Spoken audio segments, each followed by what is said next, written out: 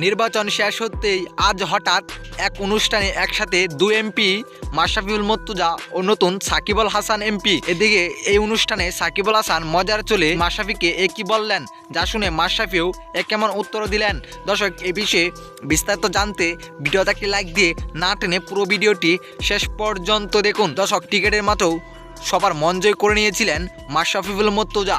এবার এমপি নির্বাচনও সবার মন জয় করে নিয়েছেন মাশরাফিউল মুর্তজা। তবে সাকিব আল হাসান ও মাশরাফিকে একসাথে টিকিটের মাঠে দেখা না যেতে পারলেও এবার দেখা যাবে দুজনকেই এমপির পদে। এদিকে নির্বাচন শেষ হতেই আজ এক অনুষ্ঠানে সাকিব আল হাসান ও মাশরাফিউল মুর্তজা একসাথে হয়ে বিপিএল নিয়ে সাকিব আল হাসান মাশরাফিকে বললেন, মাশরাফি ভাই আপনি কি বিপিএল খেলবেন?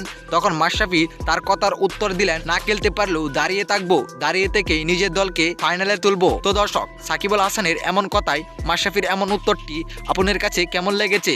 অবশ্যই আপনার মতামত আমাদের ভিডিও নিচে জানাতে ভুলবেন না। ধন্যবাদ।